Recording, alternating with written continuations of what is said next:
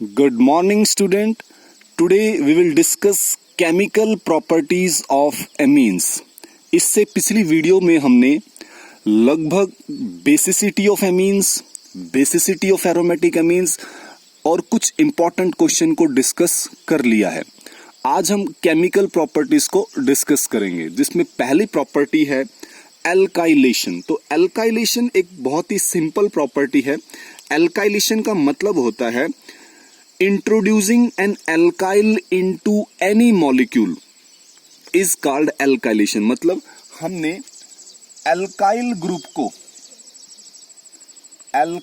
Group को किसी भी मॉलिक्यूल पर इंट्रोड्यूस करना है. इंट्रोड्यूस यानी कि लगाना है. फॉर एग्जाम्पल, जैसे कि हम एग्जाम्पल देखते हैं, हमारे पास है एमीन RnH2. ठीक है, हम यहां पे यूज कर रहे हैं एल्काइल हैलाइड RX. तो यहां से H और यहां से X, इनको हम बाहर निकालते हैं और इस एल्काइल को हम इस H की जगह इंट्रोड्यूस करते हैं. तो हमारे पास ये हो जाएगा एल्काइलेशन. तो हमने क्या किया, इस H की जगह पर क्या लगा दिया, एल्काइल ग्रुप लगा दिया. तो ये जो एल्काइल ग्रुप हमने इस पे ऐड किया है इस मॉलिक्यूल में, इसी को हम क्या बोलते हैं, एल्काइलेशन. आप चाहो तो इस रिएक्शन को फर्दर आगे बढ़ा सकते हो. इसके अंदर फर्दर आप एल्काइल हैलाइड ऐड करो. तो यहां से H और यहां से X यानी कि HX बाहर निकल जाएगा और R ग्रुप इस H की जगह पर इंट्रोड्यूस्ड हो जाएगा. यानी कि आपके पास बनेगा ये RN और एक R आपके पास पहले से था, यानी कि एल्काइल पार्ट आपके पास पहले से था, एक एल्काइल पार्ट आपके पास और आ गया है. ठीक है, ये रिएक्शन आपने पहली रिएक्शन जो पढ़ी थी आपने एमोनोलिसिस की, बिल्कुल वैसी ही है. क्लियर. तो अगर आप इसको देखें तो ये आपके पास प्राइमरी एमीन है, ये आपके पास सेकेंडरी एमीन है और ये आपके पास टर्सरी एमीन है. तो this is called alkylation. Next reaction पर हम चलते हैं, जिसका नाम है एसाइलेशन. एसाइलेशन. एसाइलेशन का मतलब होता है addition of acyl part. Acyl part का एडिशन. तो एसाइल पार्ट क्या होता है आपके पास, ये होता है RCOO. इसको हम बोलते हैं, इसको हमने ऐड करना है. ठीक है, एग्जाम्पल से समझते हैं. जैसे हमारे पास है एमीन, हम प्राइमरी एमीन लेके चलते हैं. इसके अंदर हमने इंट्रोड्यूस करना एसाइल पार्ट. तो एसाइल पार्ट को इंट्रोड्यूस करेंगे तो हमें एक ऐसा मॉलिक्यूल चाहिए जिसके अंदर एसाइल पार्ट हो. तो वो हमारे पास इजीली अवेलेबल है, जिसको हम लिख सकते हैं RCOOCl. इसको मैं चेंज करके ऐसे भी लिख सकता हूं कि Cl को पहले लिख दूं, यानी कि इसको घुमा के लिख दूं, उल्टा करके लिख दूं. तो यहां से आप देखोगे कि इसका Cl पार्ट और इसका H पार्ट, तो यहां से क्या बाहर निकल जाएगा, HCl बाहर निकल जाएगा और ये दोनों आपस में ऐड हो जाएंगे. ये बेस की प्रेजेंस में रिएक्शन होगा. क्या बाहर निकल गया आपके पास, HCl. तो यहां से RN, इस पर H पहले से था और इसके साथ क्या जुड़ गया आपके पास, इसके पास आपके पास जुड़ गया एसाइल पार्ट. तो हमने एसाइल पार्ट को इस मॉलिक्यूल में ऐड कर दिया. तो इसी को बोलते हैं एसाइलेशन. आप चाहो तो इसकी रिएक्शन, इसका एग्जाम्पल एक और डिस्कस कर सकते हो. जैसे पहला एग्जाम्पल है इसका, दूसरा एग्जाम्पल भी हम डिस्कस कर सकते हैं यहाँ पे, कि हमने RnH2 लिया और अब की बार हमने जो मॉलिक्यूल है, हमने मॉलिक्यूल लिया RCOO और इसको फर्दर हम रिपीट करेंगे COOR बेस की प्रेजेंस में. अब इस रिएक्शन को थोड़ा सा ध्यान से देखना आपने. ठीक है, यहां पे क्या होगा, इसका H पार्ट और इसका ये वाला हिस्सा, यानी कि RCOO और H, ये बाहर निकल जाएगा. जो कि एसिड है एक तरह से RCOO OH बचा क्या आपके पास बचा यहां से R N पर H लगे हुए हैं और इस N के साथ आपके पास जुड़ गया ये वाला हिस्सा यानी कि एसाइल पार्ट। ठीक है, तो इसको हम बोलते हैं एमाइड। इसको हम क्या बोलते हैं? एमाइड। ये आपके पास जो बना है एमाइड, ये भी जो ऊपर आपके पास बना था ये भी आपके पास एमाइड है। तो आप दोनों रिएक्शन में देख रहे हो कि आपने एसाइल पार्ट को ऐड किया है मॉलिक्यूल के साथ। नेक्स्ट रिएक्शन हम डिस्कस करेंगे इसके अंदर बेंजोइलेशन।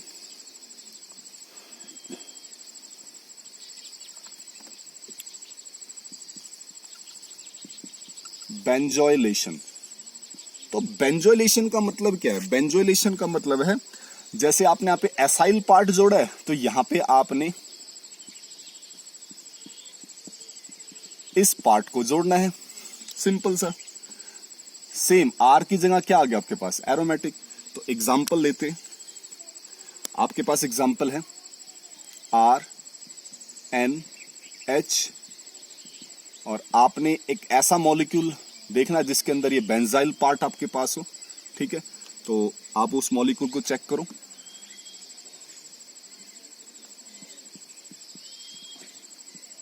जैसे बिल्कुल यहां पे देखो R, तो ये रहा R की जगह एरोमेटिक, COO, ये रहा COO और साथ में क्या ले लो आप? Cl। ठीक है, नहीं आप चाहो तो इसको उल्टा करके लिख सकते हो, यानी कि Cl पहले और ये पार्ट बाद में। तो मैं ऐसे ही करके लिख रहा हूं ताकि हमें इजीली समझ में आ जाए। Cl COO और ये आपके पास एराइल पार्ट। तो यहां से H और यहां से Cl ये बाहर निकल जाएगा और ये वाला हिस्सा इस मॉलिक्यूल के बचे हुए हिस्से से जुड़ जाएगा। तो आपके पास ये जो होगा ये बेस की प्रेजेंस में होगा। तो आपके पास जो आंसर आया है RNH और इसके साथ ये वाला पार्ट आपके पास जुड़ गया है और इसी रिएक्शन को हम बोलते हैं बेंजोइलेशन। तो बड़ी सिंपल रिएक्शन है बेंजोइलेशन। आप चाहो तो यहां पे एग्जांपल एल्काइल की जगह एरोमेटिक भी यूज कर सकते हो, यानी कि एरोमेटिक फिर उसके बाद NH2। सेम प्रोसेस होगा, सेम तरीका होगा। अच्छा, इस रिएक्शन को हम एक और नाम से जानते हैं। इस रिएक्शन का नाम है स्कॉटन बॉमेन रिएक्शन। स्कॉटन बॉमेन रिएक्शन, तो ये नेमिंग रिएक्शन भी है एक तरह से, स्कॉटन बॉमेन रिएक्शन। नेक्स्ट हमारे पास बहुत ही इंपॉर्टेंट रिएक्शन, बोर्ड एग्जाम के लिए खासकर बहुत ही इंपॉर्टेंट है। इसका नाम है कार्बाइल एमीन रिएक्शन, जिसको हम आइसोसाइनाइड टेस्ट भी कहते हैं या इसको कई बार हम रिएक्शन विद क्लोरोफॉर्म भी लिख सकते हैं। तो इसके अंदर हम पहले स्टेप को देखते हैं भी हम क्या क्या स्टेप इसके अंदर यूज करने वाले हैं। इसके अंदर हम एलिफेटिक या फिर एरोमेटिक, एलिफेटिक हो या फिर एरोमेटिक हो, कोई भी एमीन आप यूज कर सकते हो, एलिफेटिक या एरोमेटिक एमीन। इसको हमने वार्म करना है। ठीक है, इसको हमने क्या करना है? वार्म, गर्म करना है विद क्लोरोफॉर्म। क्लोरोफॉर्म क्या होता है? CHCl3, this is chloroform. फिर नेक्स्ट स्टेप में हमने क्या करना है? उसके बाद हमने यूज करना है इसके अंदर अल्कोहलिक सॉल्यूशन ऑफ KOH। और जैसे ही हम इसको यूज करेंगे तो हमारे पास आइसोसाइनाइड बन के आ जाएगा, जिसको हम कार्बाइल एमीन कहते हैं। तो उसको रिएक्शन से समझते हैं।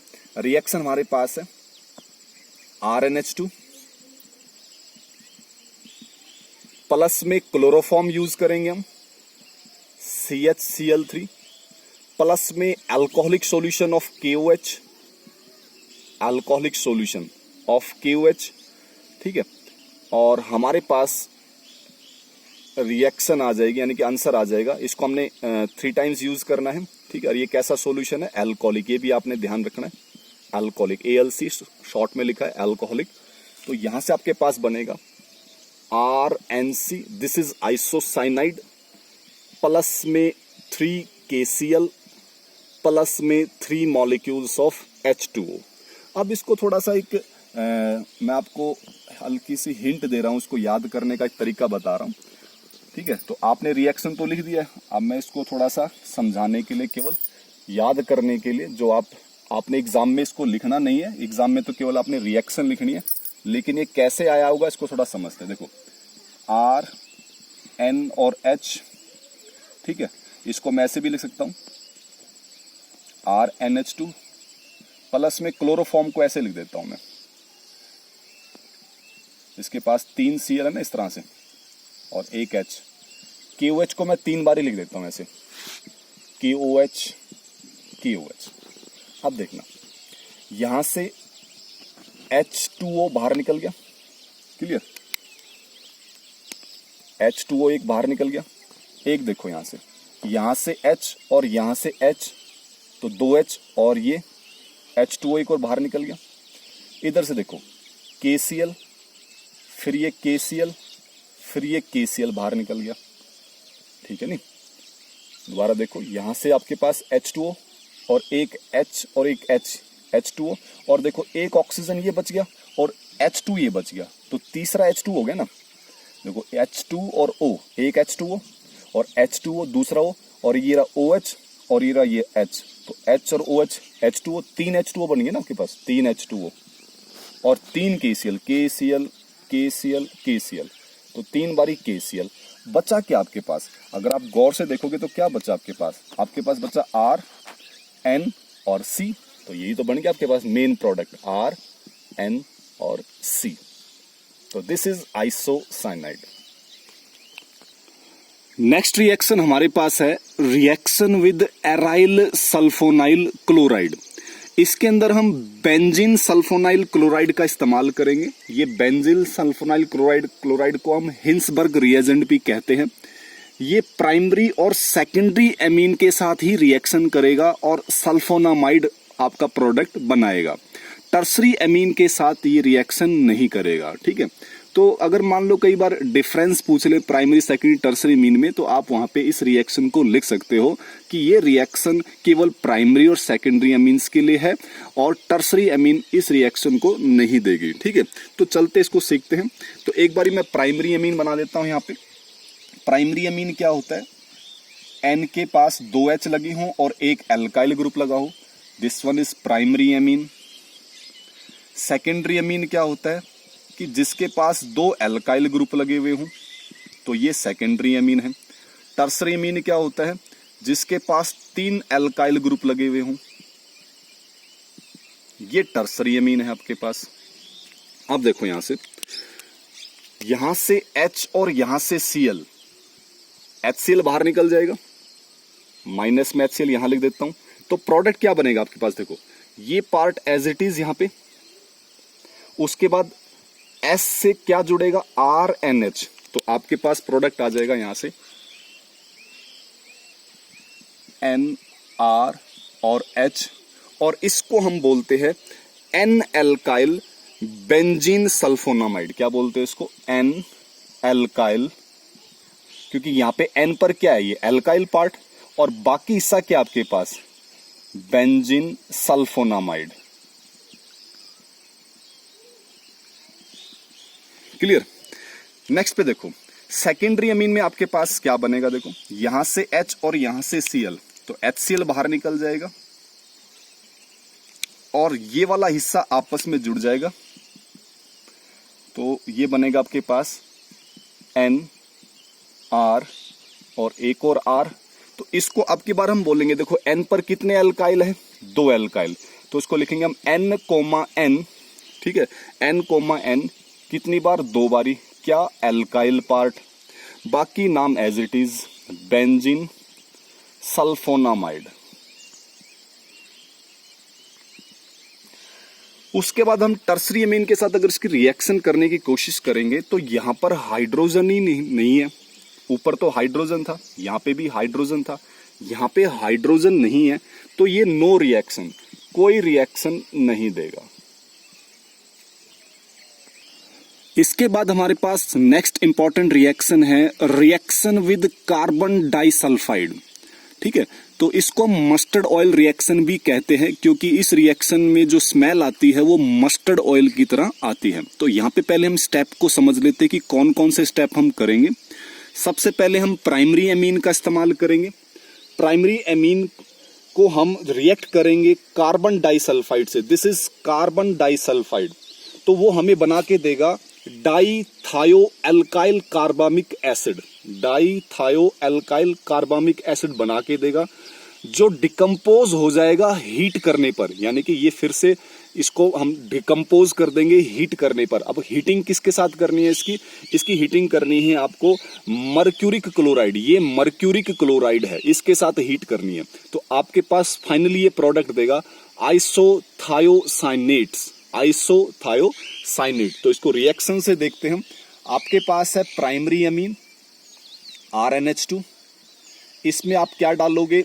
Carbon disulphide. अच्छा, कार्बन डाइसल्फाइड को हम इस तरह से लिखते हैं जैसे CO2 का स्ट्रक्चर होता है ना, तो वैसे ही इसका स्ट्रक्चर होता है। अब यहाँ पे थोड़ा सा मैकेनिज्म के थ्रू भी इसको समझ लेते हैं। देखो, नाइट्रोजन के पास लोन पेयर है, ये कार्बन पे अटैक करेगा, इसका पाई बॉन्ड आगे शिफ्ट होगा, तो ये बनाएगा RN। N से कौन जुड़ गया? देखो, N से जुड़ गया ये वाला C, तो ये C हमने जोड़ दिया। इस C पर क्या है? ये डबल बॉन्ड S है, और यहाँ पे सिंगल बॉन्ड S, और इसके ऊपर क्या आ गया? नेगेटिव। इस नाइट्रोजन पे 2 हाइड्रोजन पहले से लगे हुए हैं, और यहाँ पे कौन सा चार्ज आ जाएगा? प्लस। नेक्स्ट स्टेप क्या होगा कि ये जो नेगेटिव है यहां से इस प्रोटॉन को खींच लेगा अपने को बैलेंस करने के लिए, स्टेबल करने के लिए। तो आपके पास ये दिखाई देगा RN, और एक H इस पे ये लगा हुआ है, इसको मैं चाहे नीचे लिख सकता हूं। इसका प्लस चार्ज खत्म हो जाएगा और ये बन जाएगा SH। तो इसी को हम बोलते हैं डाईथायोएल्काइल कार्बामिक एसिड। क्लियर? अब इसको हम क्या करेंगे? इसको हम हीट करेंगे किसकी प्रेजेंस में? मर्क्यूरिक क्लोराइड, जो कि है HgCl2। तो यहां पे आप देख रहे हो एक Hg और एक S, ये बाहर निकल जाएगा HgS। अब यहां पे 2 Cl है, तो यहां से 2 हाइड्रोजन, तो आपके पास क्या निकल जाएगा? HCl। कितने टाइम्स? 2 टाइम्स। तो आपके पास क्या बचा? देखो, एक तो यहां से बॉन्ड इधर शिफ्ट हो जाएगा भाई, यहां से H गया, यहां से H गया, और 2 Cl चले गए बाहर। तो आपके पास क्या बनेगा? ये बनेगा RN। ठीक है, N के साथ डबल बॉन्ड में आएगा, क्योंकि ये वाला इधर शिफ्ट हो जाएगा, ये डबल बॉन्ड C, और ये C पर क्या लगा हुआ है? Double bond S। तो यहां से क्योंकि S भी चला गया, H भी चला गया, ठीक है नहीं, तो यहां से एक इलेक्ट्रॉन इधर और यहां से एक इलेक्ट्रॉन इधर, तो यहां पे डबल बॉन्ड हो जाएगा। तो इसी को हम बोलते हैं आइसोथायोसाइनेट्स। ठीक है, और इस रिएक्शन को एक और नाम से जानते हैं, this is Hofmann mustard oil reaction.